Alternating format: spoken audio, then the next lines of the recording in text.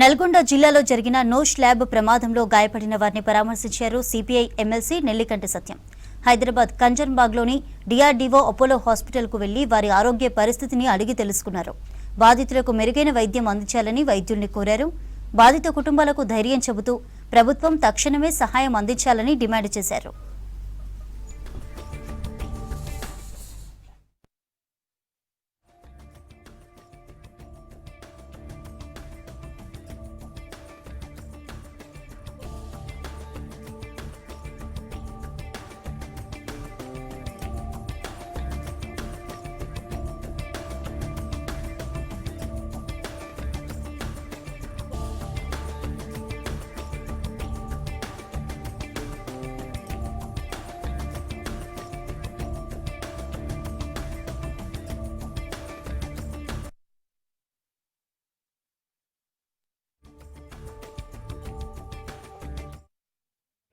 చిట్యాల మండలం వెలిమేడి గ్రామం వద్ద నూస్ కంపెనీలో జరిగినటువంటి క్షతగాత్రనే నూస్ కంపెనీ యాజమాన్యం ₹1 కోటి నష్టపరిహారం చెల్లించాలి.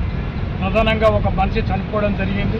అదేవిధంగా దాదాపు 9 మందికి గాయాలై ఒక తీవ్రంగా అంటే 65% కాలిపోయి చావు బతుకుల మధ్య ఉన్నటువంటి పరిస్థితి మనకు కనపడతాం.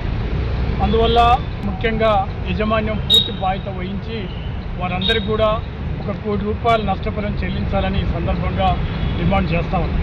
పచ్చని పల్లెల మధ్యన ఫార్మా కంపెనీలు పెట్టి కార్మికుల జీవితాలు చెలగాటమాడుతూ లాభాపేక్షతోని యాజమాన్యం పాత రియాక్టర్లు పెట్టి ఇవాళ ప్రమాదాలు జరుగుతూ ఉన్నాయి.